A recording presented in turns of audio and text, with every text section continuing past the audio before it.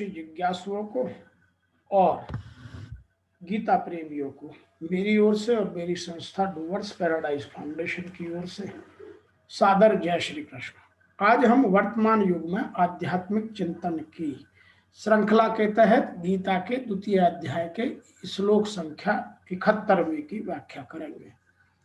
अभी तक भगवान श्री कृष्ण ने अर्जुन को युद्ध के मैदान में उनके सब प्रश्नों के उत्तर दिए हैं कि एक मननशील संयमी मनुष्य को संसार रात की तरह दिखता है और जो मेरी शरण में आ गया, जो स्थित प्रज्ञ हो गया, उसको यह संसार कैसे दिखता है, उसका 70वें श्लोक में उत्तर दिया और 71वें में भी वो यही बात कहने की बात कर रहे हैं। और वो बता रहे हैं कि स्थित प्रज्ञ कैसे चलता है और इस प्रश्न के उत्तर का उपसंहार भी करते हैं कि जो अर्जुन ने भगवान श्री कृष्ण से 4 प्रश्न किए थे, उसका अंतिम प्रश्न यह रह गया था कि वह चलता कैसे है इस संसार में, अपना उसका व्यवहार करता कैसे है। तो उस प्रश्न का उत्तर देने के लिए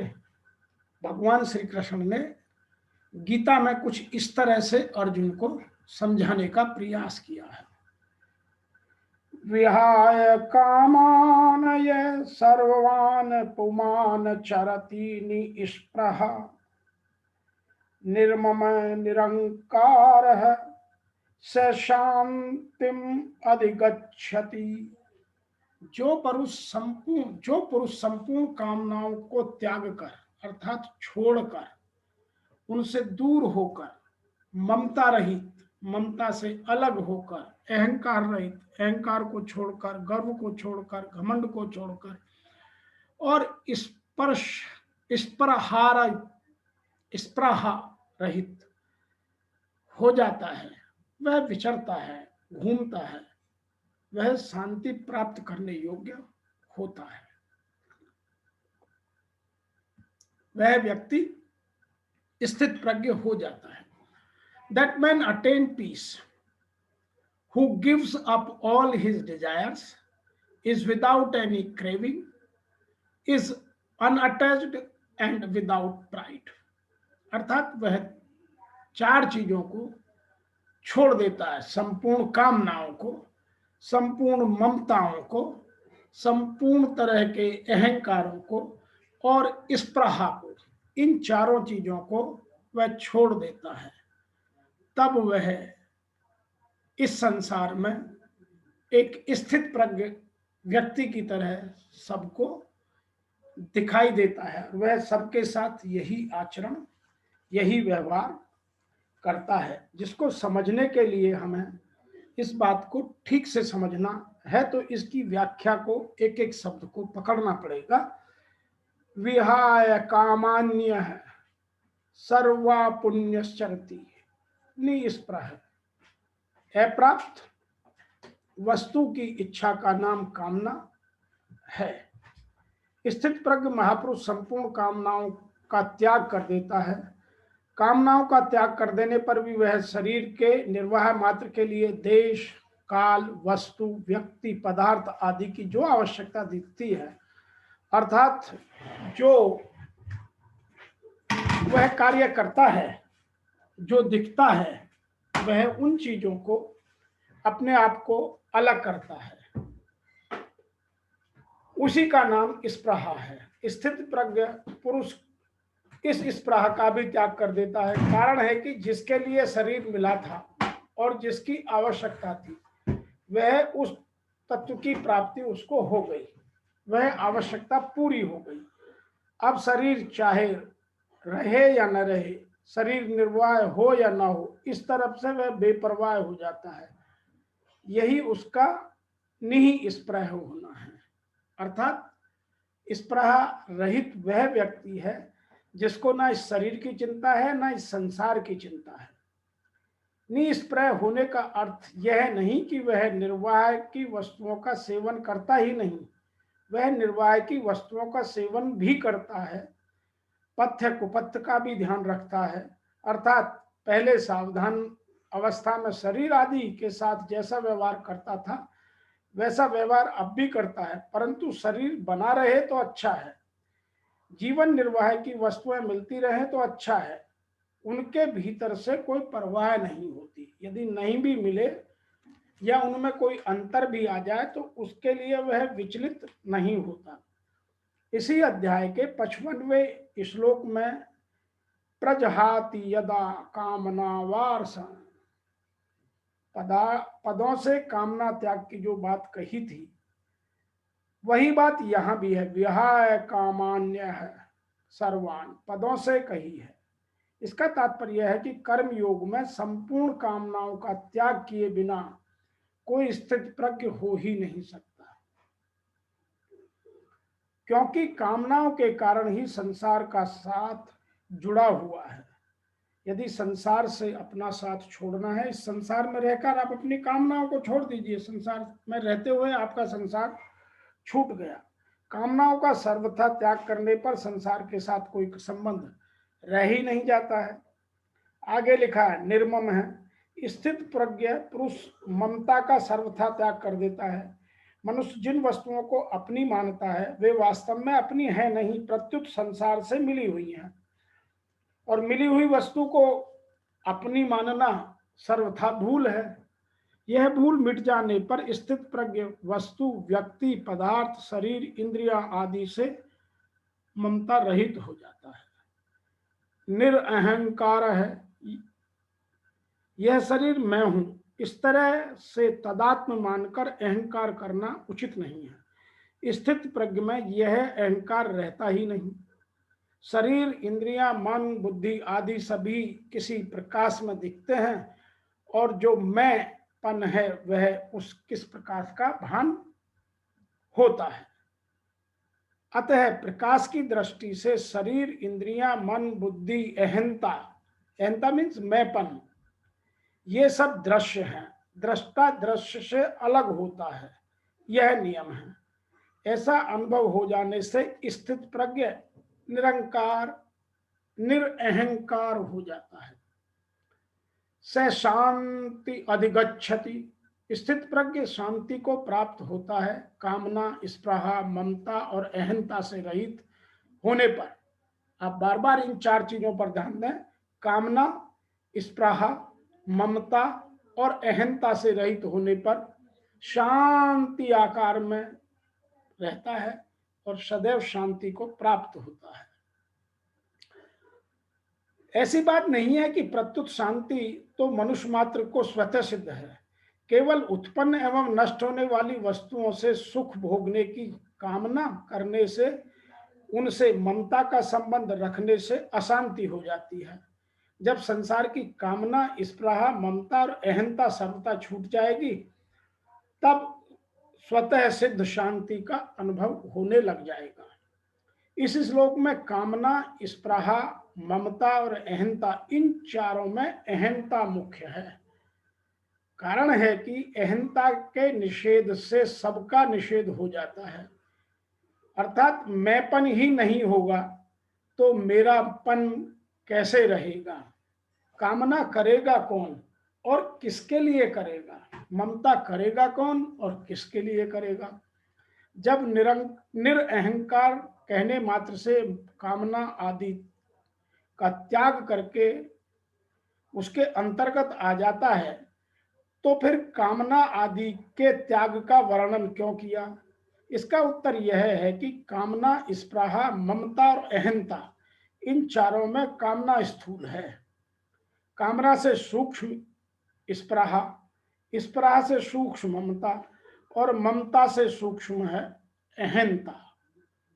इसलिए संसार से संबंध छोड़ने में सबसे पहले कामना का त्याग कर दिया जाए तो अन्य तीन का त्याग करना सुगम हो जाता है, सरल हो जाता है। कामना करने से कोई वस्तु मिलती नहीं, वस्तु तो जो मिलने वाली है वही मिलेगी। अतः कामना का त्याग कर देना चाहिए। कामना का त्याग करने के बाद भी स्पृहा रहती है। स्पृहा, शरीर निर्वाह की आवश्यकता पूरी हो जाए तो हमारे हाथ की बात नहीं, अर्थात स्पृहा की पूर्ति भी हम स्वतंत्र नहीं हैं, जो होना है वही होगा, फिर स्पृहा रखने से क्या लाभ, और जो नहीं होना है वह नहीं होगा। अतः शरीर के लिए अन्न, जल, वस्त्र आदि की आशा छोड़ देने से स्पृहा छूट जाती है। कामना और स्पृहा को छोड़ने के बाद भी प्राप्त वस्तु शरीर आदि की ममता रहती है। ममता रहने से या ममता रखने से वस्तु आदि सुरक्षित हो, अर्थात यह भी कोई नियम नहीं है, और ममता न रहने से वस्तु आदि नष्ट हो जाए, यह भी कोई नियम नहीं है। अतः प्राप्त वस्तु में ममता रखने का कोई प्रयोजन सिद्ध नहीं होता। तात्पर्य यह है कि कामना और स्पृहा का त्याग करने से या उसके बाद ममता का त्याग, और इन तीनों के त्याग करने के बाद अहंता का त्याग सुगम होता है। परंतु कामना, स्पृहा और ममता का त्याग करने से पहले ही यदि अहंता के त्याग करने में कठिनता होती है, अतः साधक पहले क्रम से कामना को छोड़े, फिर स्पृहा को, फिर ममता का त्याग कर दे, तो अहंता का त्याग करना उसके लिए सुगम और सरल हो जाता है। अहंता ममता से रहित होने के कुछ उपाय हैं, उनको जानना बहुत जरूरी है। मेरा कुछ नहीं है, क्योंकि मेरा किसी वस्तु, व्यक्ति, परिस्थिति, घटना, अवस्था आदि पर स्वतंत्र अधिकार नहीं है। जब मेरा कुछ है ही नहीं तो मेरे को कुछ नहीं चाहिए, क्योंकि अगर इस शरीर मेरा है तो मेरे को अन्न, जल, वस्त्र आदि की आवश्यकता, पर जब शरीर मेरा ही है ही नहीं तो मेरे को किसी को कुछ आवश्यकता ही नहीं रहेगी। जब मेरा कुछ नहीं तो मेरे को कुछ नहीं चाहिए, तो फिर मैं क्या रहा, क्योंकि मैं तो किसी वस्तु, शरीर, स्थिति आदि के साथ जुड़ा हुआ है। मेरे कहलाने वाले शरीर आदि का मात्र संसार के साथ सर्वथा अभिन्न संबंध है। इसलिए अपने कहलाने वाले शरीर आदि से जो कुछ करना है वह सब केवल संसार के हित के लिए करना है, क्योंकि मेरे को कुछ चाहिए ही नहीं। ऐसा भाव होने से मैं का एक देशीयपना आपसे आप मिट जाता है, और कर्मयोगी अहंता ममता से रहित हो जाता है। सांख्य योग की दृष्टि से प्राणी मात्र को मैं हूं, इस प्रकार अपने स्वरूप की स्वतः सिद्ध सत्ता या होनेपन का भाव या ज्ञान रहता है। इसमें तो प्रकृति का अंश है और मैं हूं यह सत्ता का अंश है। यह हूं वास्तव में मैं को लेकर है। अगर मैं न रहे तो हूं कहां से रहेगा, प्रत्यतु है रहेगा। मैं हूं, तू है, यह है और वह है, ये चारों व्यक्ति और देश काल को लेकर हैं। अगर इन चारों का अर्थात व्यक्ति और देश काल को न पकड़े तो केवल है रहेगा। है में ही स्थिति रहेगी। है में ही स्थित होने से सांख्य योगी अहंता ममता रहित हो जाता है। जो होना है वह होना है। भक्ति योग की दृष्टि से जिसको मैं और मेरा कहते हैं वह सब प्रभु का है। मैं और मेरा जब सब प्रभु का है, कारण है कि मेरी कहलाने वाली वस्तु पर मेरा किंचित मात्र भी अधिकार नहीं है, परंतु प्रभु का उस पर पूर्ण अधिकार है। वे जिस तरह जिस वस्तु को रखते हैं, जैसे रखना चाहते हैं वैसे ही होता है। अतः सब कुछ प्रभु का ही है। इसको प्रभु की सेवा में लगाना, मेरे पास जो शरीर, इंद्रियां, मन, बुद्धि वह सब उन्हीं की है और मैं भी उन्हीं का हूं, ऐसा भाव हो जाने पर भक्ति योगी अहंता ममता से रहित हो जाता है। तो इस बात को समझाने का प्रयास उन्होंने पूर्णतः अर्जुन को बताया है। आज हम 71वें श्लोक से जो वर्तमान में सीखने की बातें हैं उनकी यदि चर्चा करें तो ये चार बातों को हमें समझना पड़ेगा कि यदि हमें शांति चाहिए तो इन चीजों को हमें छोड़ना पड़ेगा, जिनकी अभी हमने आध्यात्म के हिसाब से व्याख्या की है। नंबर 1, संपूर्ण कामनाओं का त्याग। कोई भी मेरी कामना नहीं है। प्रभु ने मुझे जन्म दिया है, प्रभु के पास ही जाना है। सब कुछ प्रभु का है, प्रभु जो कराएगा वह मुझे करना है। यदि मैं समर्पण कर दूं तो संपूर्ण कामनाओं का त्याग स्वतः हो जाएगा। जब तक मैं और प्रभु अलग हैं, मैं अलग हूं और परमात्मा अलग है, तब तक दोनों का भाव अलग अलग रहेगा। और जिस दिन मैंने ये मान लिया मैं ही प्रभु हूं और प्रभु ही मैं हूं, तो फिर दोनों में कोई अंतर नहीं रहेगा। संपूर्ण कामनाएं स्वतः समाप्त हो जाएंगी। नंबर 2, ममता रहित, विदाउट क्रेविंग। ना कोई मेरा है ना मैं किसी का हूं। मैं परमात्मा हूं और परमात्मा ही आत्मा है। भगवान को मेरी जरूरत है और मुझे भगवान की जरूरत है। गीता में अर्जुन के पीछे जो भगवान श्री कृष्ण इतना समझाने का प्रयास कर रहे हैं, उसका कारण ये है कि भगवान को भी मनुष्य की आवश्यकता है। भगवान स्वयं कुछ नहीं करना चाहता, जो भी कराना चाहता है वह इस प्रकृति के साधन मात्रों से, जिसमें मनुष्य की सबसे अहम भूमिका है, उसके द्वारा कराना चाहते हैं। तो फिर ममता रहित होना है तो आत्मा और परमात्मा को एक मानना आवश्यक है। नंबर 3 है स्वाधीन, अनअटैच्ड। किसी से अटैच मत हो। जब सब कुछ मेरा है और मैं सबका हूं, तो फिर अटैच किस लिए? जो मुझे मिलना है वह मिलेगा, जो नहीं मिलना है वह नहीं मिलेगा। तो मैं सब कुछ से अटैच हो जाऊं, और जब ये तीनों चीज छूट जाएंगे तो मैंपन स्वतः समाप्त हो जाएगा। तो फिर गर्व की, मैंने किया, यह सब मेरा है, मैंने बनाया, मैंने पाया, मैंने कमाया, मैंपन ही खत्म हो जाएगा। मैं कुछ हूं ही नहीं। भगवान ने यह शरीर दिया, जब चाहेगा भगवान इसको ले लेगा।